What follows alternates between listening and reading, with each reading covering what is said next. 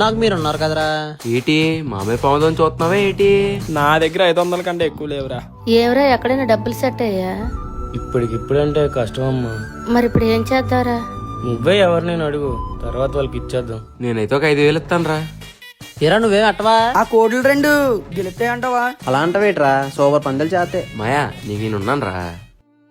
ఏమైందిరా అలా ఉన్నావు? ఏం లేదురా, రే మధ్యాహ్నం నువ్వు అన్నం తినలేదు కదా, రా ఇంటికి వెళ్దాం, అన్నం పెడతామ్మా. నాకు ఇప్పుడేం తినాలని లేదురా. రే పద ముందు, అందరూ తినేసారు, నువ్వు ఒకడే ఉన్నావు.